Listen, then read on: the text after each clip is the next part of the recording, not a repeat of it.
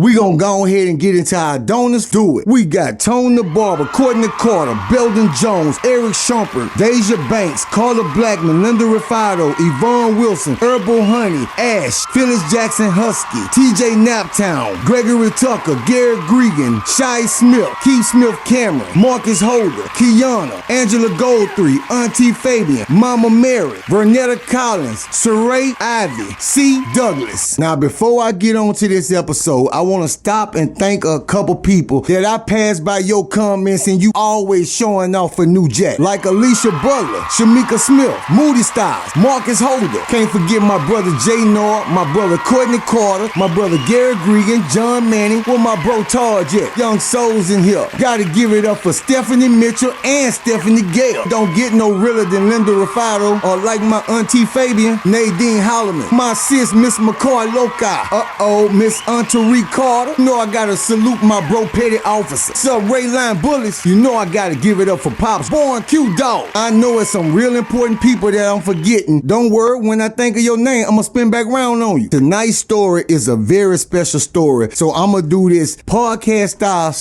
/ episode style. The reason why I ain't doing it full episode because I at least owe my brother that. By the time we get to that part, speaking about my brother, you're gonna understand why I no longer believe in coincidence. I no longer believe in by chance. Now, I'm a firm believer that everything that happened is meant to happen. Everybody path you cross, you meant to cross them. Me just thinking to myself, if I knew then what I know now, it's a couple people I would have took out as soon as we locked eyes. When I say wake up, you say get to it. Wake up, get to it. Verhausen, Ramirez, and about 4 other COs wakes us up this morning. All right, listen up, listen up. I got your workforce sheets. You need to fill these sheets out. I got 5 departments on here. So you can choose one of these departments or you can have us choose it for you. Now what I don't need is somebody running up to me asking me, what's this and what's that? Just read the goddamn paper. The shit is self-explanatory. But what I am gonna need is for you to fill this out in a timely fashion. The sooner you get it to me, the sooner I can send it through processing. All right, now I want you inmates to have a good day. Get to it. Once he called all us and I hear my name, I go up to him and get my sheet. Normally, I'll be happier than this, but just because of what happened to Thomas, I'm still feeling the effects of that. This the next day. So you know that next day always seemed realer. This particular morning, my emotions all over the place. That night, I think I only got 2 hours of sleep because I kept going over this and going over this inside my head. The reason why I'm kind of pissed off at myself and I'm beating myself up because I started playing shit too safe. Now, I wasn't worried about something happening to me. I was worried about it happening to my brothers, especially when all these new faces started showing up in this prison. So this morning, I'm in my cell and I'm getting myself together. I ain't in no rush because I already told the fellas I ain't coming straight to eye today. I'm over here trying to build my nuts up so I can call Thomas' mama. Because in that moment, we didn't know what the hell happened to Thomas. Every CO passed by us, we asking questions, but we can't get a straight answer. I'm out of options because the only way I can find out something if I call his mama. All I seen was a dude football tackle him on the hall. I ain't see Thomas no more after that, so I can't tell you if he survived it or not. My heart thumping. Now I'm sitting here and I'm contemplating and I just gotta say the hell with it and start walking towards this payphone. I'm kicking. Big bro, it's Roderick. I've been paying close attention to Roderick. Ever since he got out that hole, he ain't been the same. You know how I know something wrong with him? Roderick stuck on my side, ain't leave my side until it was lockdown time. Roderick, stay on the move. This early in the morning, you come find me on L, so I had to stop and ask him how he dealing. Say, look, bro, talk to me. You all right, bro? Oh, yeah, I'm good, bro. So he tell me he good, so I don't push the issue. Me and him head on to the payphone.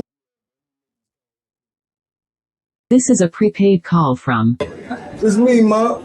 an inmate at the correctional facility. To accept this call, press 1 now. All calls are subject to recording and monitoring. What's up? What's up? When I get Thomas' mama on the phone, I'm trying to feel her out and see how much she know. Now, after about 10 or 15 minutes of me being on the phone with Thomas' mama, I realized this woman ain't got a clue what's going on with her son. So this when I give her the play-by-play. Now, when I told this woman this, the type of scream this woman let off, that's that shit I don't never want to hear again. Now, she on the phone crying, I'm on the phone crying. Now, in the middle of us talking, she tell me to call her back in exactly 2 minutes. So I get off the phone, I walk the little 2 minutes down, and I call her back. When I call her back, she going psycho. Now, she wasn't that mad when we first got off the phone. Now, what she ended up telling me made her so mad. When she got off the phone with me, she called the prison hospital, no answer. The warden, no answer. The chaplain, no answer. She done told me she already on her way. She coming up here. She tells me to go up to the warden office and just let them know she's coming. She tell me to do this because I put her on game. If you don't let them know in advance that you coming, when you show up, they'll know you out there, look right in your face, won't answer a question or say a word to you. Man, cause you here to see about your son that got stabbed. Get off the phone with Thomas' mama and I start making my way to I, cause I'ma go get the fellas and have them walk back to the warden office with me. Sam New Jack. Me and Lil Bro make it to I. We link up with the fellas. Come on, man, we gotta go bust some moves. Shoes in the mud. We on that hike to the warden office and me and the fellas, we just reminiscing little shit about Thomas. Now we done kicked up a good little dust and we get all the way down this hall and just off pure instinct, we turn on F. Oh, now G, the Veal Fresh. When I see Veal Fresh, I bust a U it and come back off of F and talk to him. Now, when I was just on F, I could count on my hand how many inmates I seen. When I wrap this conversation up with Veal Fresh and make it back on F, this bitch is packed. As we proceed to walk a little bit farther on F, they back at it again, huh? See, that's that shit right there. All these alright ass niggas gonna stop coming over here. Y'all gonna get me fucked up, bro. I can't do it. You a stupid motherfucker.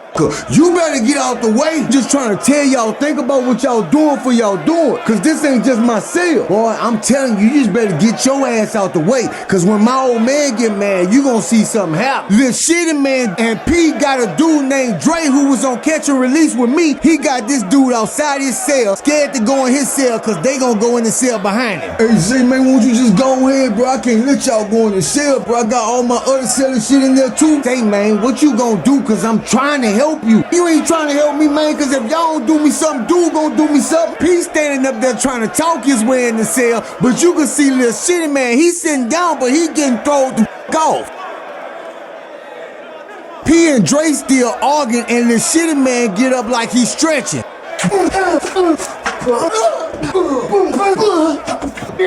Lil Shitty Man do Dre something official. Shitty Man still out here trying to bury Dre. P up in there cleaning out the cell.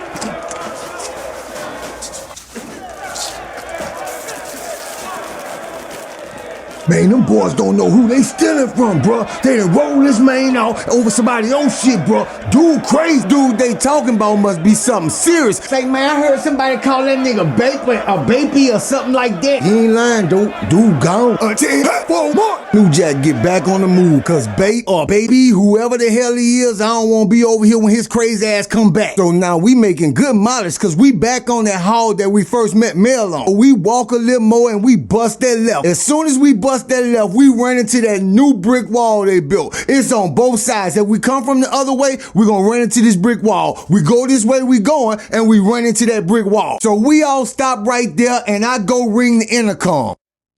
What do you need? Yes, ma'am. I need to see the warden. It's very important. Is he expecting you? And if so, what time is he expecting you? She determined not to open this door up for us. She keep going all around the board asking a million questions. So I just cut through the chase and tell her what's going on. Ma'am, it's about the inmate that was stabbed and brought up here yesterday. Finally, we hear her getting up, unlocking the door. But she still ain't finished with all her shenanigans. All right, I pay. Oh, God. Oh, you guys scared me. I didn't know it was this many of you out here. Now, I can only let one of you guys in to wait on the warden. She only want to let one of us in. Man, look, I'm gonna go ahead and wait on the warden. What y'all can do to save us some time, go over there by the Queens and snatch Crazy Steve. You about to pull it from over there? Yeah, it's time, man. I ain't fighting with the Queens no more. So I dap the fellas down and tell them go ahead and go get Crazy Steve. After about 20-30 minutes pass, warden finally come. Hey, warden. All right, I'll be right with you. Now, I'm just speaking to warden when he walk in the door. I see he got this lady with him. I just glance at her. I don't pay too much attention to her. But when I turn my head,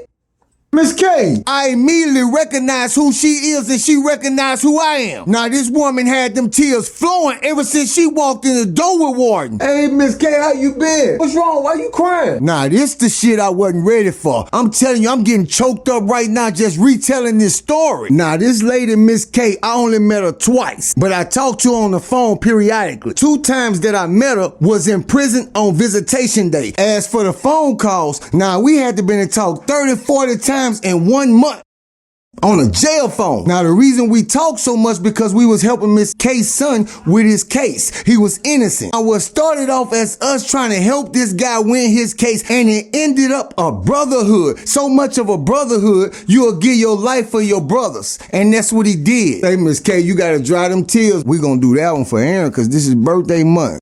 Miss K is Aaron's mother, but they ain't nothing to even trip on. Come here, look at this. This my head all up. Now while I call myself cheering Miss K up, you know, I'm thinking she missing her son and it's just one of those days, you know? That's why she crying or whatever. Now at the time I'm speaking of, she went walk back over there and finished talking to the warden. Now I can still hear them talking, but my head instead of trying to put together like, what is she here for? Now I'm just sitting there and I just hear her in the background, that's my last baby, that's my last. Y'all done took 2 babies from me. That is zooming in.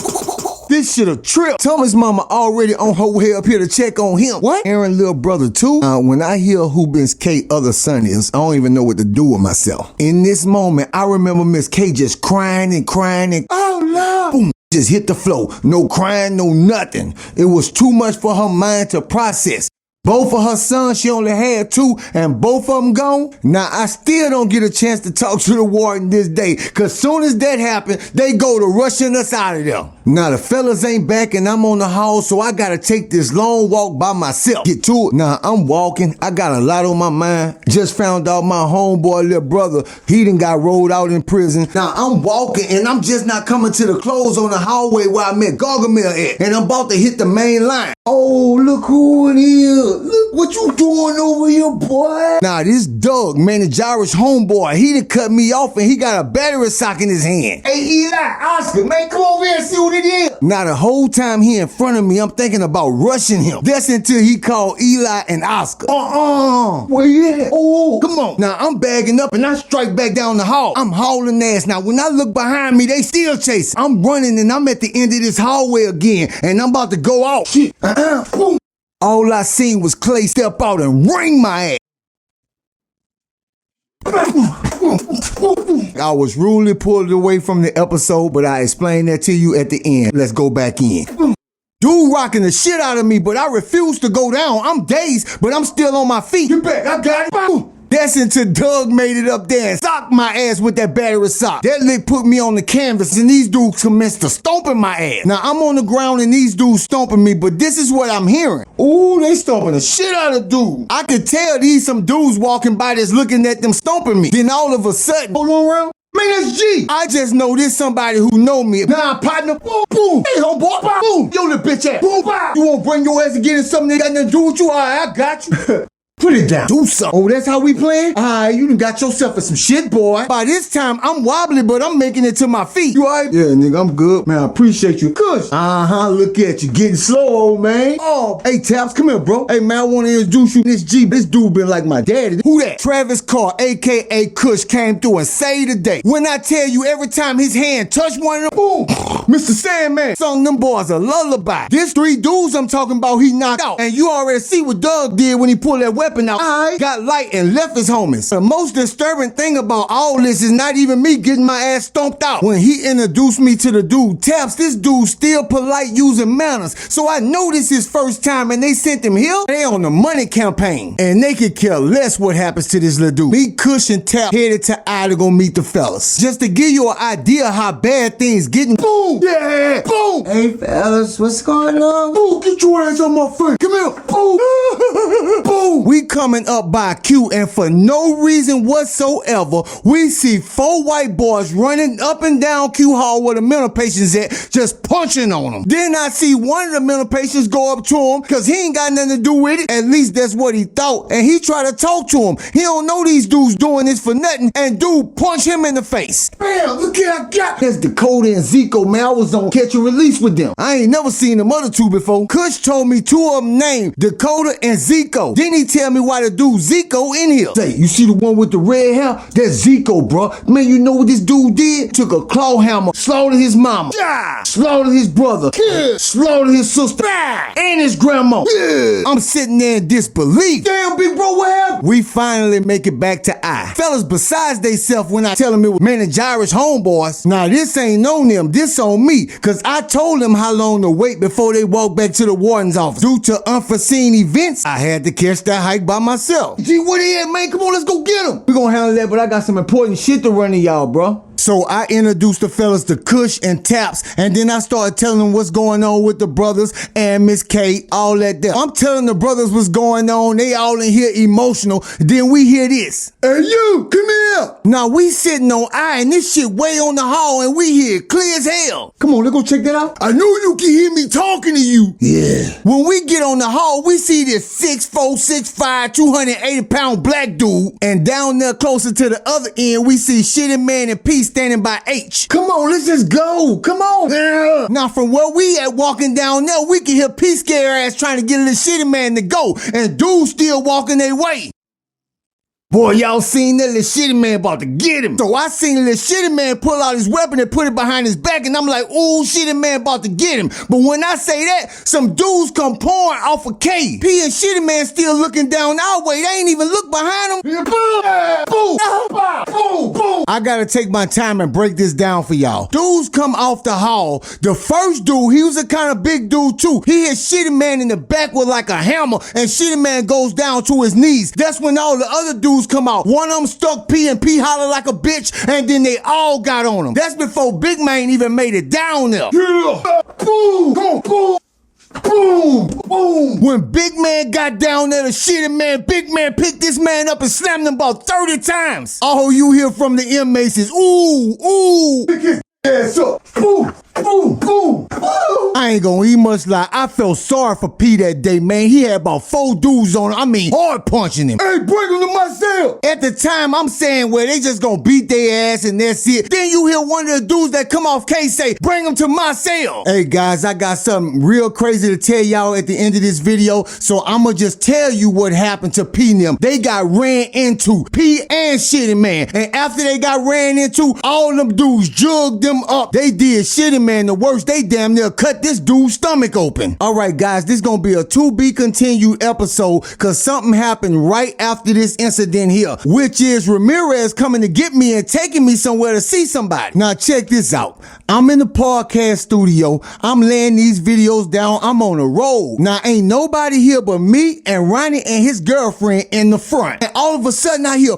boom, boom, boom, boom, boom. AG, man, the police out here, the city's looking for you. So I'm like, Ronnie, man, you better stop playing, bro. I'm working. You know, cause he like to joke a lot. And then Ronnie say, gee, bro, I wouldn't lie to you about nothing like this. Then I know he's serious. So I walks out the podcast studio, open up the door, and there's 2 city police standing in my front yard. So I'm like, yeah, what's up? And they ask me, you such and such? I'm like, yeah, that's me. They're like, I need you to come with me to ask you some questions about a homicide. I look at them and say, a homicide? I'm steady asking them some questions so they can give me some clarity. Then they say, we can't tell you too much more. We have to take you down so you can see the detective down there at homicide. Our job is just to come here and pick you up. So I take that ride. Now, when we get there, they put me in this room and they leave me in there by myself for almost 2 hours. So the detective finally walk in, and when he come in, he introduce himself. Then he try to get all buddy, all that kind of shit. I ain't trying to do none of that. So I get to asking him, what is this about? It's about Trevor Kinchin. Now, what do you want to tell me about that? Trevor, who?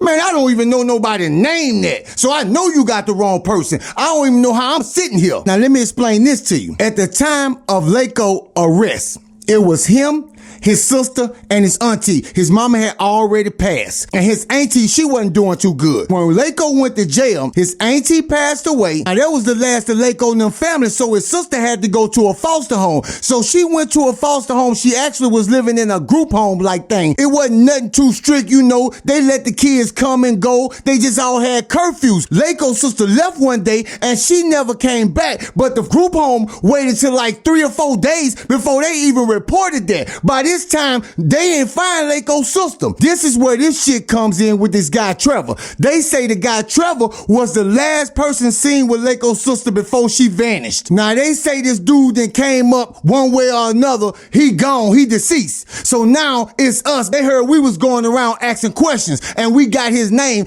Buddy, try again. Man, they kept me up in this place for almost 13 hours, questioning me back to back. Then they leave me in the room again. Don't come back to 30, 45 minutes later and tell me, hey, we just want to apologize to you. We appreciate you answering all our questions. And you couldn't have did all this before 13 hours? It took you that long to try to torture me to tell you something when I don't know a goddamn thing. Now, word of advice, if it was me, I'll find out what the dude Trevor was into, because he probably been some pretty deep shit. Then to top everything all off, after you interviewed me, y'all went pick Lako up and did the same thing when y'all time could have been better spent out here canvassing and doing some police work. On another note, New Jack, I came back stressed out and all and got through this video. Now the vocals, I ain't gonna spend too much time doing them, so y'all gonna have some rough vocals, but I wanna put this video up so it'll be waiting on y'all in the morning. I work clean through the night for you guys. I love you. See you soon.